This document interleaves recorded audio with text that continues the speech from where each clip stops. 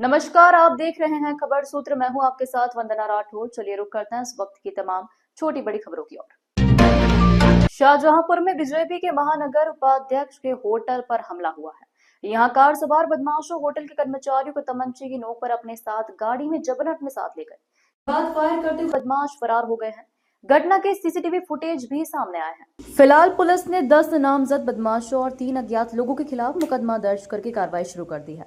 फिलहाल घटना के मामले में अभी तक कोई गिरफ्तारी नहीं हुई है। घटना थाना तिलहट क्षेत्र के NH 24 पर नगरिया मोड़ स्थित होटल ब्रदर्स इनकी है, जहां आरोप है कि बीजेपी के महानगर उपाध्यक्ष पंकज सिंह दिवाकर से चुनावी रंजिश के चलते 2 गाड़ियों में सवार होकर बदमाश होटल पर पहुंचे थे।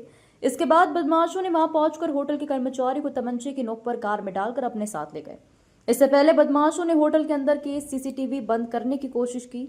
जब कर्मचारियों ने विरोध किया तो बदमाश फायरिंग करते हुए मौके से फरार हो गए। घटना के वीडियो सीसीटीवी फुटेज में रिकॉर्ड हुए हैं। भाजपा नेता पंकज सिंह की तहरीर पर पुलिस ने 10 नामजद बदमाशों और 3 अज्ञात के खिलाफ गंभीर धाराओं में मुकदमा दर्ज कर लिया है। इस मामले में पुलिस ने अपनी कार्रवाई शुरू कर दी है। फिलहाल अभी तक किसी भी बदमाश की गिरफ्तारी पुलिस अभी तक नहीं कर पाई है। वहीं भाजपा नेता पंकज सिंह दिवाकर ने घटना के बाद से अपनी जान को खतरा बताया है।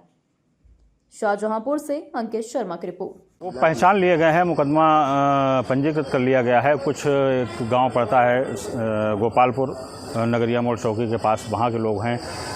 एक आध मौजमपुर का है, कुछ सराय, एक आध लोग सराय का यहाँ है, एक आध विभिन्न मतलब जनपद से कई लोग हैं। पुलिस ने अब तक इस पूरे मामले में क्या कार्रवाई की है? पुलिस ने इसमें मुकदमा पंजीकृत कर लिया है। और हुई या नहीं, चूँकि रात्रि के 11:30 बजे की घटना है, रात्रि परसों, और कल मैंने शाम को तहरीर दी सबको पहचान करने के बाद, और रात में 11:30 बजे ही पुलिस ने तत्काल मुकदमा लिख लिया है। और मेरी बात हो गई थी, मुझे लगता है कि 1-2 दिन में सारी गिरफ्तारियां हो जाएंगी। क्या कुछ घटना हुई है आपके प्रतिष्ठान पर? हमारे प्रतिष्ठान पे दिनांक 15/6/25 को रात्रि लगभग 12 बजे 10-15 लोग, जिनके हाथों में, किसी के हाथ में राइफल थी, किसी के हाथ में बंदूक थी, किसी के हाथ में पौनिया थी, किसी के हाथ में तमंचा था, किसी के हाथ में रिवॉल्वर था, सभी लोग आके प्रतिष्ठान में, हमारा जो पार्किंग एरिया है, वहाँ आके इकट्ठे हुए और वहाँ से गाली गलौज करने लगे। माँ बहन की गंदी गंदी गालियाँ दी। गालियाँ देने के बाद मैंने उनसे जब बात की तो उन्होंने कहा तुम्हें जान से मार देंगे किसी दिन, आज बच जाओगे तो कल नहीं बचोगे। मैंने उनसे पूछा भाई हमारी रंजिश क्या है, तो उन्होंने कहा भाई रंजिश नहीं है, आप बहुत बड़े भारतीय जनता पार्टी के नेता बनते हो, तुम्हें नेतागिरी करना सिखाएंगे। इतनी बात कह के वो चले गए। क्योंकि रात्रि का 12 बजे का समय था और मैं बाहर टहल रहा था।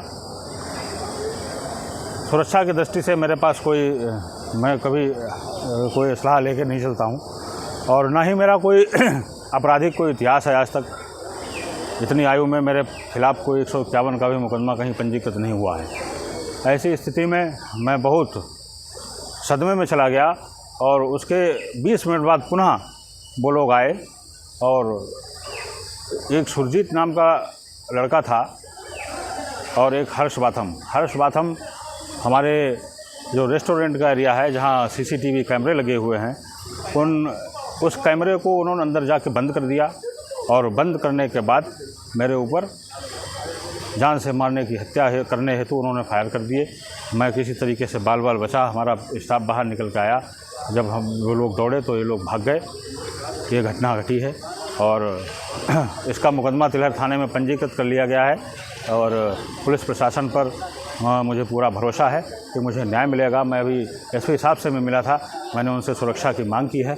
मैंने उनसे कहा है कि लगातार लोग हमारी रेकी कर रहे हैं, ऐसी स्थिति में मुझे सुरक्षा प्रदान की जाए, जिससे न्याय हित में बहुत आवश्यक है। धन्यवाद। तो कल दिनांक 17 जून को द ब्रदर इन होटल नगरिया मोड़ पर 2 पक्षों के बीच में मारपीट हुई है। उक्त मामले में दोनों पक्षों की इसमें सुनवाई की गई और थाना तिलहर पे मुकदमा पंजीकृत किया गया है।